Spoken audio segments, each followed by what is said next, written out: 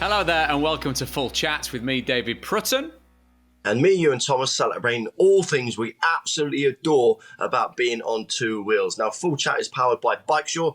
As the UK's largest independent motorcycle insurance broker, they will tailor a quote to your exact needs, saving you money on your annual moped, scooter and bike insurance. Don't forget to press subscribe on YouTube so that you never miss an episode. Or you can press the follow button on Apple or Spotify or wherever you get your podcasts from. Also, and here's one for your diaries, folks, so listen carefully. On Friday the 22nd of November, we are going to be live on stage at Motorcycle Live at the NEC in Birmingham with our very special guest, Titch Cormack.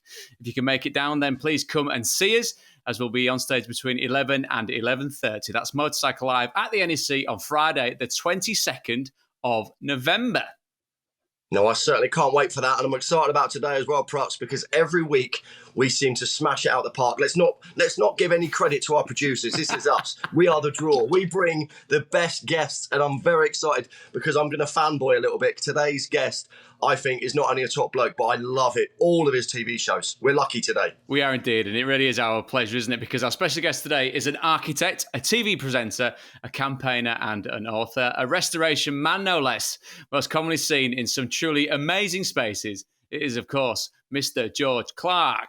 So, George, welcome along. Thank you so much for coming on our, of course, motorcycle podcast. But it would be remiss not to ask you, given my background and your allegiance and passion for a certain part of the North East, Sunderland going great guns in the Championship, aren't they? Yeah, no, we're flying. I'm pretty shocked, to be honest.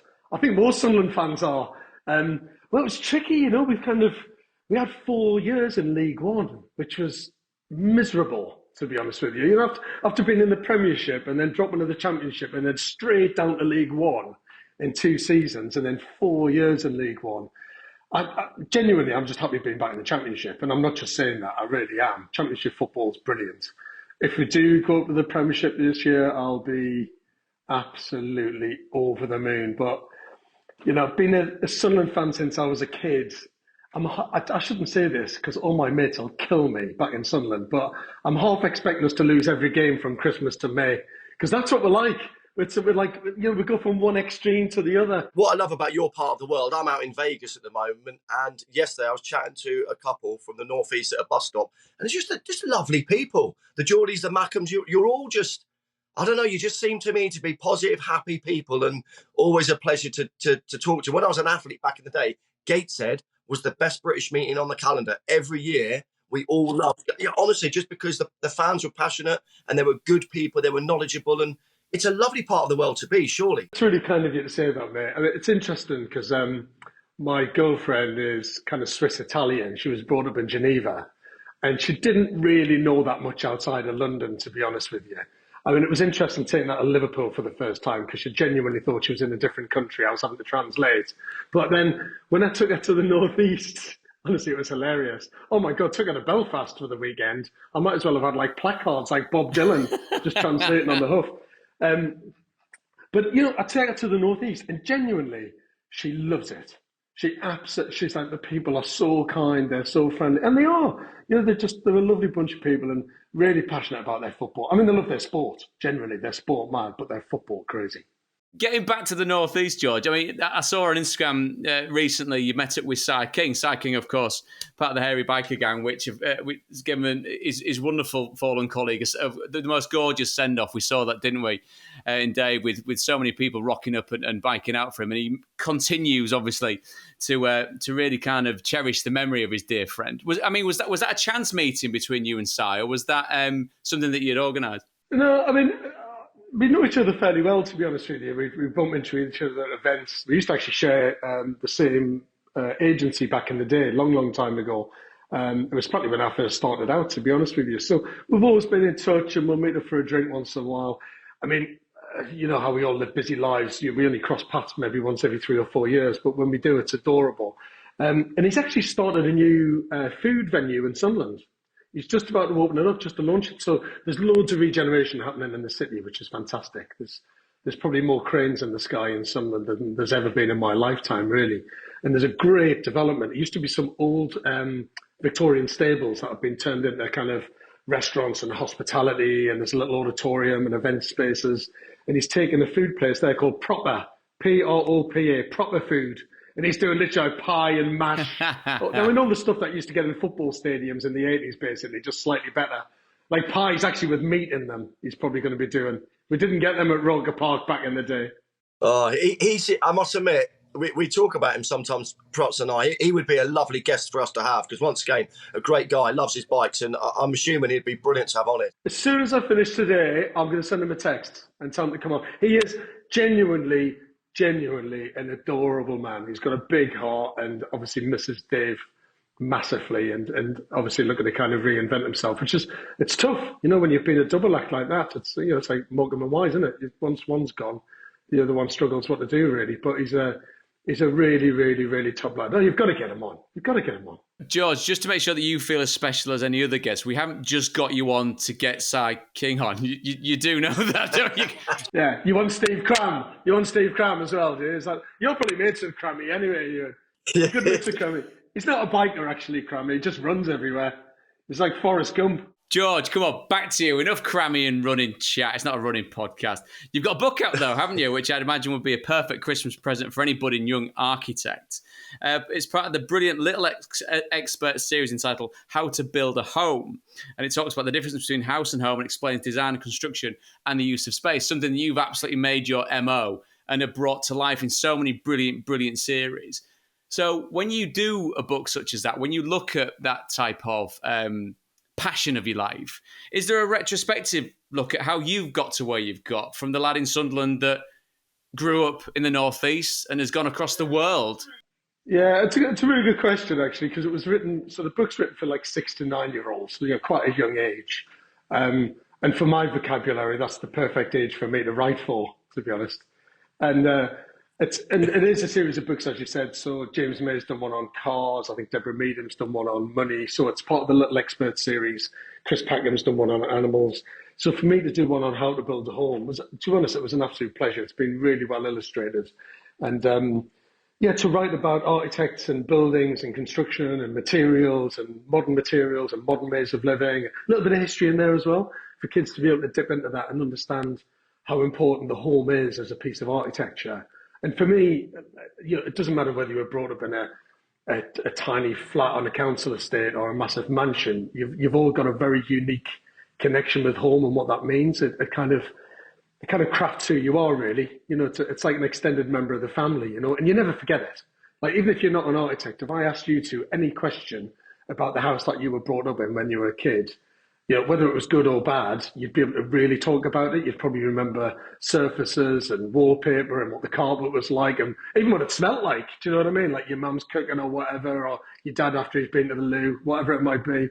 But all those things really become like part of your life. Do you know what I mean? That piece of architecture is a really important thing. That's why everything I do is about homes and housing now. I mean, when I was training, I was working on all sorts of projects all over the world. I used to work for some big architects in the UK. We were working on railway stations linking Hong Kong with China. I worked on the airport in South Korea. I was working on skyscrapers. I was working on buildings all over the planet, really. Aquariums in America and stuff like that. Mad, crazy projects. But when I set up my own practice, I just started doing housing. And because I still think to this day, your home is the most important piece of architecture in your life, really. So to being able to write that book was a real privilege. So thanks for plugging it as well, mate. Can I bring us onto bikes quickly, if I may, and ask? Because obviously you're so passionate about, you see, in my eyes, I assume you see art in everything and design. When you go for a bike, in terms of whether it's to own or to ride, is it about the look of the bike or the comfort for you? Because surely, if a bike looks like a bag of spanners but it's comfortable, you're not going to go, oh, I want to be seen on that. Surely you're going to go for some Italian super bike, something that looks beautiful. You know what, Ewan? It's actually a really, really good question, because when you get, of course you know this, when you get people who are really passionate about particular brands of bikes, and it gets a bit tribal, doesn't it? It's like having a Formula One team. Like, people always go, oh yeah, I'm a Ferrari team or I'm McLaren. I'm like, I've never been associated with a team. For me, it's like the drivers. Do you know what I mean? Like, I'm a massive Lando Norris fan. Now, whether Lando was driving for McLaren or Ferrari wouldn't really bother me, to be honest with you. It's much more about the driver and the skills. And it's similar with bikes, where bikers get like really obsessed about that particular type of bike, and they'll say, oh no, I'd never buy one of them, I'd always have one of them. And I'm like, To be honest with you, if it's got two wheels and it goes and it looks decent, I'll ride it. I just love bikes. You know, even when I had mopeds when I was a kid, and then when I got my first 125, which was a bag of spanners, you know, it wasn't such a bad looking bike. It was a little Honda, but for me, aesthetics is really, really important. You know, if you're gonna, I don't know, it's like you're not gonna buy an ugly car just because it drives nicely, are you? I mean, you might, but I'd have to have a chat with you about it. You know, it'd be really weird. And if there's like some bikes I look at and I'm like, oh, that's just ugly. That's just not me. I could ride it, but I wouldn't want to be seen to be on it. I'd make sure I had my visor down and it was tinted so no one knew it was me. So, I mean, to be honest, everything with me is about aesthetics, like genuinely. I mean, I was a brand ambassador for Triumph for a while. I rode a lot of their bikes and I just love the brand. But again, it had to be a beautiful bike for me to ride it. I've just customised one. I've just customised the Scrambler 1200 and really went to town on that. I mean, having a customised bike, I love that. That doesn't get more unique. George, did you do that yourself? Because I know that with Triumphs, one of the huge kind of pushes with Triumphs in the last 10 years or so is that ability to customise it yourself, given how that scene's taken off with regards to kind of making scramblers and making dirt bikes and making cafe races. The catalogue now of being able to do it in your own garage is huge, isn't it? Is it something you did yourself, or did you take it off to someone else? Mate, if I did that, I'd make the bike really dangerous. I wouldn't trust myself to ride it if I did the work. No, I got to be honest, it was a time thing. I mean, I would have loved to have had the time to do it. I genuinely would have done, but no, I had a team that did it, and it was great. I mean, so Triumph called me up and they're like, "So you want a 1200? What would the redesign be inspired by?" And I was on holiday, and actually, do you know what? I might send you the pictures. Hang on, let me see. I might send you them so you can stick them up on the. Can you see that camera? You can't see properly. You need a lower level, don't you? Yeah, I can see it. You've got your lens in a dodgy position looking at your crotch or something. I don't know where your lens is at, but... No, I can see it. Yeah. So that is it's a limited edition Leica camera, right? And it's called the Leica Ghost. They only made 150 of them, yeah? And I love my photography. I love taking pictures. And I was actually on holiday with the camera and I looked at it and I thought, actually, why don't we just try and make the bike look like the Leica Ghost camera? So it's called the Triumph Ghost. Let me see if I can get a picture for you. I'll send you these and then you can stick. Do you do a newsletter and stuff? Well, I mean, you know about this more than we do, mate. So potentially off the back of this. So like, there's the front. Can you see looking like that? I'll hold it down so you can see it. Beautiful. That's there. And then that's when nice. you look at the side of it, it's all kind of grey like the camera is.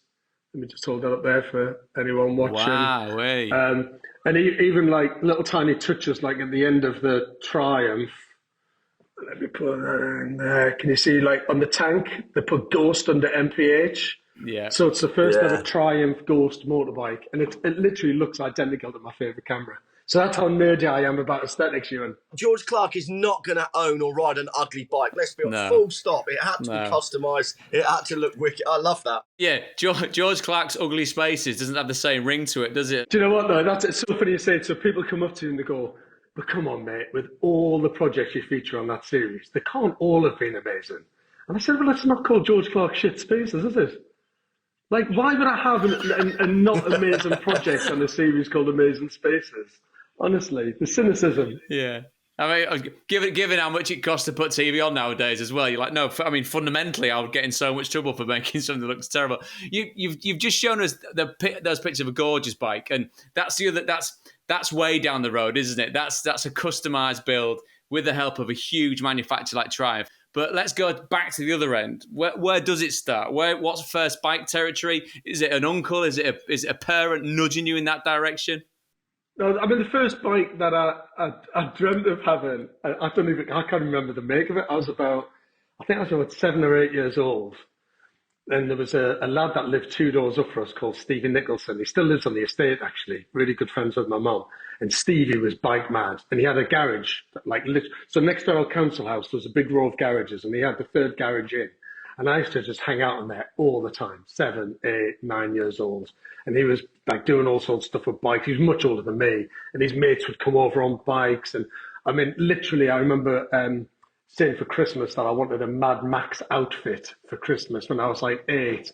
And Steve took a black motorbike helmet and like cut the visor so it looked like a kind of sawtooth. And I'd just wear it, even though I couldn't even ride. I was just like wearing it. And Steve, one of his mates wanted to sell this tiny, tiny, tiny little kid's bike. And I think they wanted 35 quid for it.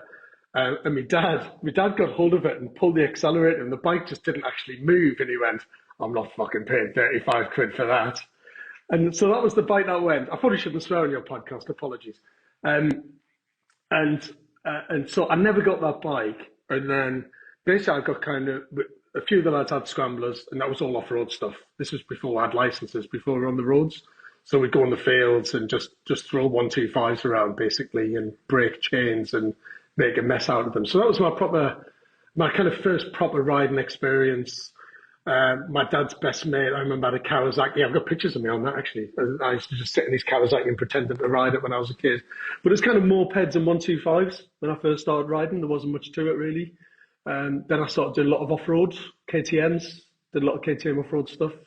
At a more serious level, I went through, I did that kind of Moroccan off-road tour on KTMs. You've probably seen it advertised. There's a few companies that do it, where I did that for 10 days and went through the Sahara.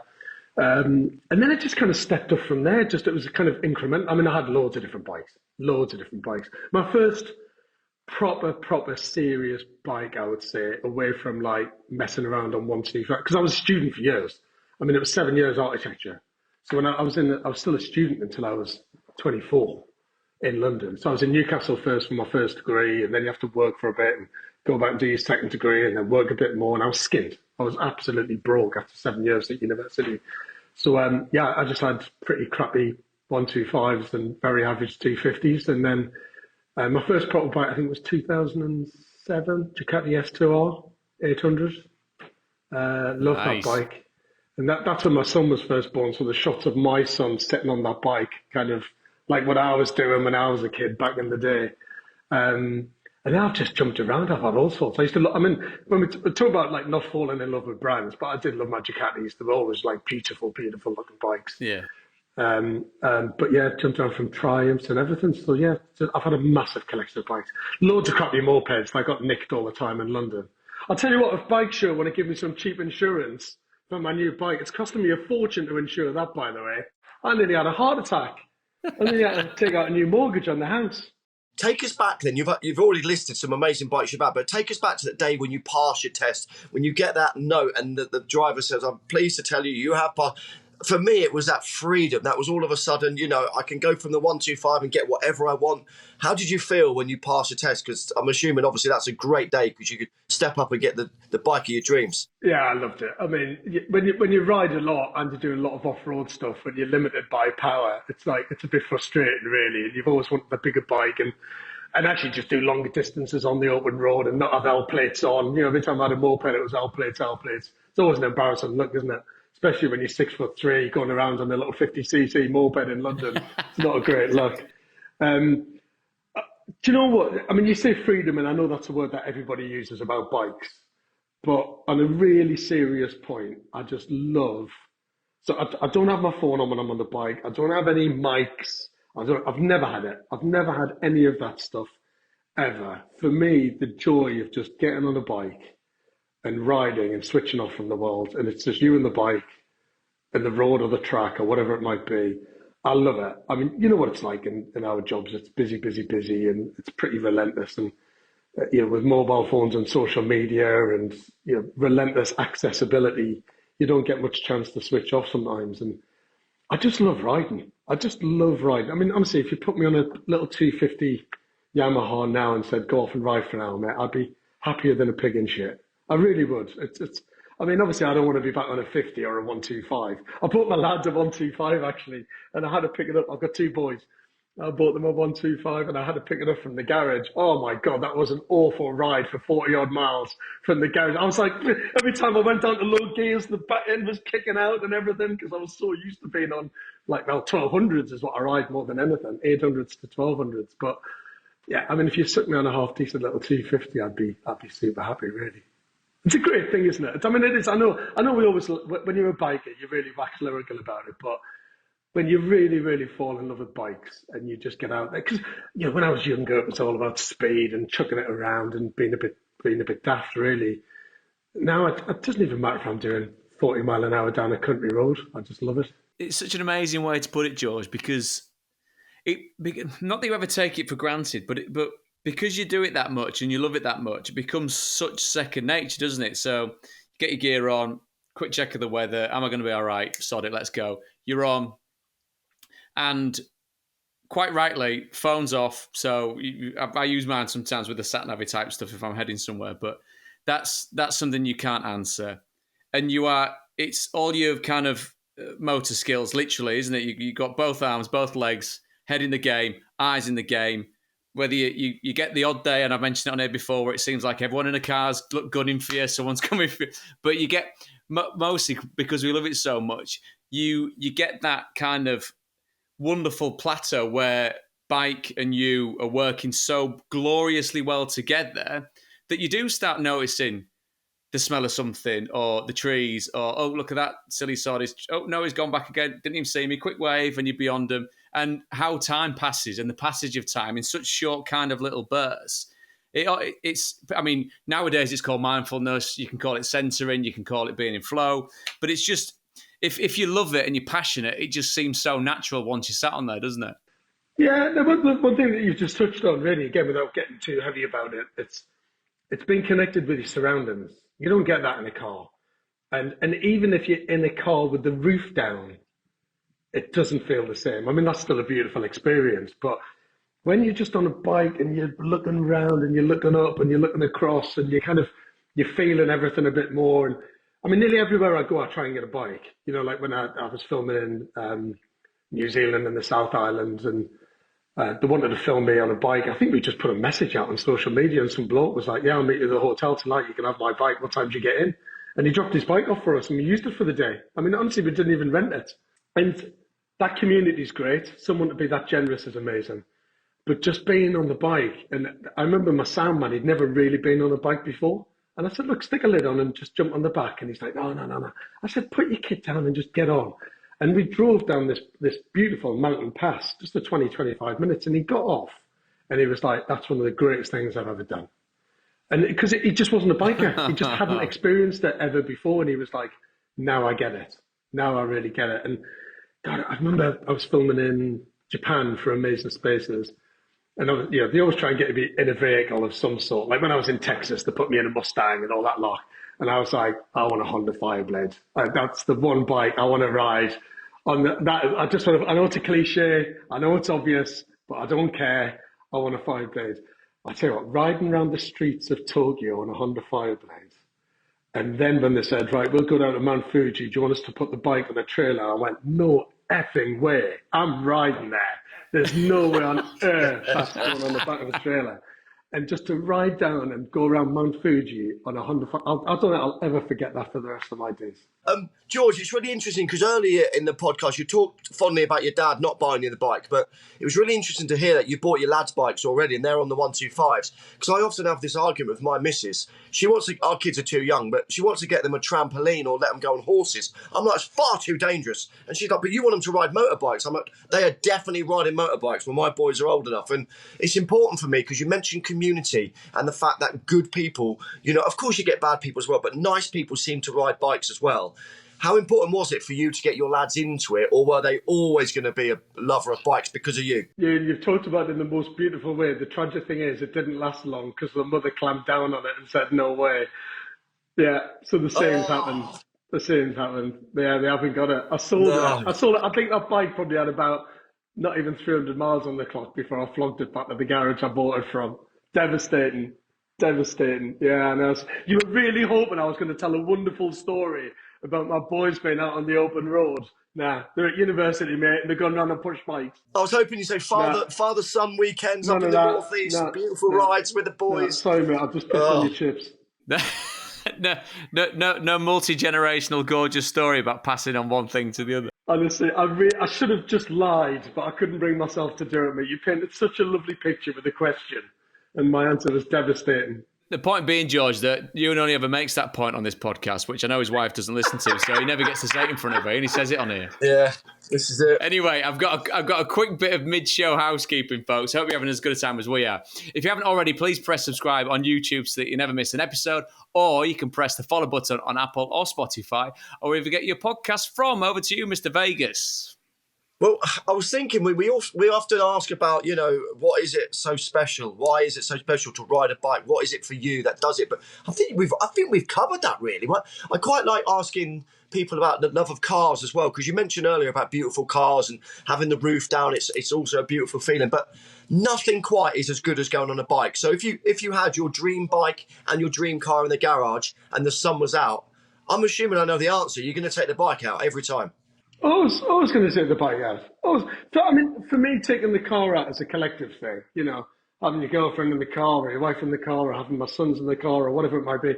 That's a collective experience. The bike for me is, it can still be a shared experience if the boys come on the bike. I mean, my girlfriend loves being on the back of the bike. She absolutely loves it. I mean, she's Italian. She's been mad about lads with mopeds for years. You know what I mean? And then she stuck with me. She stuck with a lad from Sunderland now after all those glamorous Italians. And I just think the solo time of being on a bike is really, really special. And I mean, I like my cars, but I've never been obsessed by cars. I've always enjoyed them, but I've always been obsessed by bikes because of that individual experience. And do you know what? I actually had my dream car quite a long time ago. I've always been an Aston Martin fan, and I bought an Aston Martin DB9. The reason why I got the Aston Martin DB9 is designed with a mate of mine called Ian Callum. Ian Callum is one of the co-designers on it. Brilliant Scottish car designer, Ian. He's a lovely, lovely man. He's got his own company now called Callum Designs, where he customises cars. And so I bought the DB9, and I had it for a couple of years, and then I was done. I do you know what I mean? It's like after James Bond and all that cliched stuff. I'm basically a walking cliche, as you can tell. And after Bond, I was like, I really want Aston Martin, and I got it, and I loved it. I really, really loved it. And then after 2 years, I was like, nah, I'm done. And now I drive an all right car, but it's nothing flashy. It's not a statement. Where I don't know, bikes for me, I've always been obsessed by, and not that I want them to be statements, but I'm much more connected to my bikes than I am my cars. Yeah, I think that you'll be singing to a lot of the converted on this particular podcast, mate. So given you mentioned before about a helmet with a tinted visor, and obviously if you pull up somewhere out on your bike, all the gear on, helmet comes off, maybe stop for a cup of tea or whatever in what would be a place where a lot of bikers kind of go, is there a double take when George Clarke gets off his bike and there's a kind of, oh, hello, and does that help in... It's a great icebreaker, isn't it? We know you're famous, but you're on a bike. Can we come and chat? Do you get a lot of that? Yeah. I mean, everyone's really nice, and everyone's lovely. I mean, I think people are just over the moon that I'm part of the bike community when other bikers come over. Have you ever been to Matlock Bath in Derbyshire? I've heard so much about it, but I've never been on a bike, no. I've been filming there a fair bit recently. We've got, I'm doing 3 different series at the minute, but on 2 different series, I'm filming in Matlock and Matlock Bath. So I've been there quite a bit. Yeah, it got to the stage where I couldn't really walk down the street in Matlock Bath. I've never seen so many bikes in my life. I mean, that fish and chip shop in Matlock Bath must be making £1 million a week, because all the bikers just pull up there for fish and chips. But yeah, there's a lot of that. But I think it's much more that people see me as being part of the bike community. And yeah, all right, I'm on the telly and all that lot, but they just love to talk about bikes more than anything. They're always lovely, but yeah, there's always there's about a bit of a double take. But it'd be that for any biker. I mean, any biker who was on telly, or anyone that's even relatively well known. I mean, I'm Z-rate, but if there's someone even relatively well known, you're going to get spotted. But the thing with that, George, and the way you talk, and it's when we kind of bash our heads together about who to get on, and everyone that we've had on has been absolutely wonderful and lived up to all of our expectations, you included. It's that wonderful ability, and this is kind of blowing a bit of smoke up your ass with regards to watching your television programs and being a man on the telly. Chatting to you now is exactly the same. That's a real gift. And I know that in different variations of what broadcasting is, we've all met divas, we've all met people that you go, ooh, not sure about that. But what you've got and how you come across is exactly the same. So there's no element of people seeing you thinking, I can't go and talk to him. I think most people, if the helmet came off, would go, well, he seems like a nice bloke. I'm straight over there. That's something to be proud of. Yeah, I mean, well, I've got to thank my mum and dad for that because it's just me at the end of the day. Do you know, it's interesting you say it. So, for me, I'm an architect on telly. I don't see myself as being, I mean, I don't even like the C word, celebrity. If you're going to call me the C word, call me the proper one. Just don't call, just. Hey, don't worry. Don't worry, we will when we that'd be the best compliment ever. I'll be over the moon with that. I can't even say the word because you're going to lose like all your listeners. I'll always say the words. I'll put the beep in, right? You're either a good beep or a bad beep. And if you're a good beep, then that's fine with me. I don't mind that. That's it. But I think riding a bike, though, George, I think riding a bike automatically makes you, oh, he's an all right beep. Do you know what I mean? Because it normalises. No, but it does. It normalises you because all of a sudden you take your helmet off and people might go, oh, I didn't realise he was into bikes. Oh, he's sound then. He must be all right. But that's what you're right. I think that's what I'm saying. It's about being part of the bike community rather than being the bloke off the telly. And I think that's the stronger thing. But even away from the biking, I don't like the word celebrity. For me, it's a trade, right? My granddad always said, get a job and be a grafter. And I'm a grafter. I just graft. And whether it's on telly or whether it's in architecture practice or whatever it might be, I'm a grafter. I teach architecture, I've taught at universities and blah, blah, blah, blah, blah. I do lectures around it, I write about it and all that lot. For me, I'm just doing architecture on telly. And I don't see myself as being I genuinely don't see myself as being a celeb. Like, I don't. And that's probably why I'm the way I am. Going off the celebrity shout there, George, but and this is aimed squarely at you both, only because I'm dead jealous, but you'll take everything that comes with being a celebrity, like nice free bikes. That's the undercurrent of what you're saying. Oh, you mean like cheap insurance, you mean? Just to get that in again. Bikesure are on it. Don't worry, they're already working away. I'll do jingles for it. I'll do anything. Anything. We will sort that for you. I paid for my Triumph, by the way. Let's just get that out there. And I paid for the customisation. I bloody did. What a favour that was to Triumph. When they called me up, I thought, oh, this is going to be great. This free bike, free everything. No, I paid for the lot. I haven't had a free bike in ages. And actually, I generally haven't. We've seen you place an order. Do you want to customise it? What? How does that work? And how to pay it. That's it. You're on telly too much. You're that nice bleep off the telly earning too much money. That's why, mate. Brilliant. We love to ask this next question, and unfortunately we will be running out of time soon. But genuinely, I'd love to either go to the pub for a lemonade with you or a bag of chips. But we love this question. I'm going to put you in a beautiful scenario now. You can paint the picture.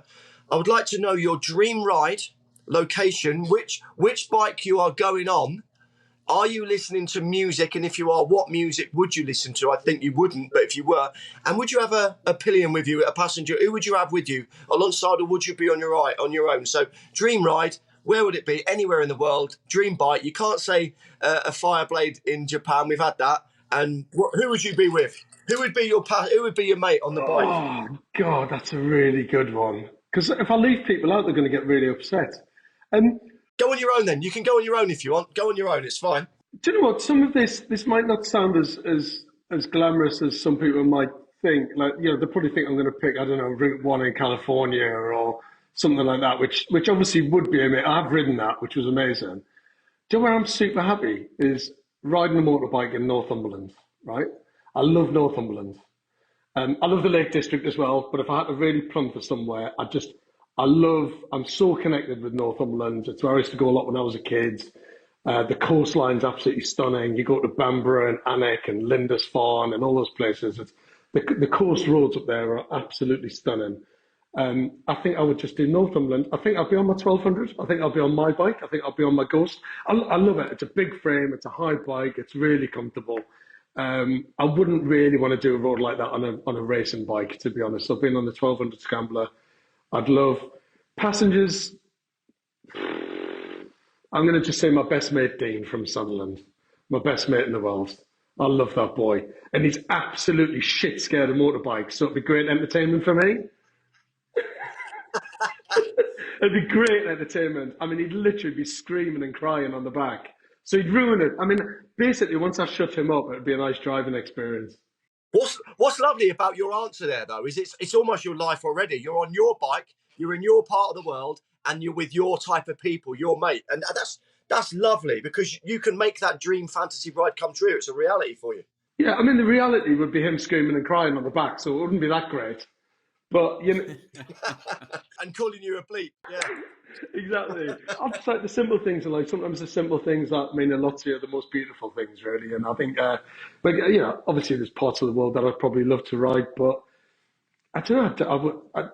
It's amazing when you've got a connection with a place. I think, obviously, when you're riding through a place that you don't know, that's a journey of discovery. But when you're riding through a place that you really do know, and it's part of your DNA, and then it's kind of part of you as well, really. Well, that's that familiarity that can be the most warmest of feelings, doesn't it? Yeah, I mean, I really hope that Dean, my mate, doesn't listen to this podcast because he's going to be hassling me for months going, when are you coming up on the bike? I heard you said it on that podcast. You bleep.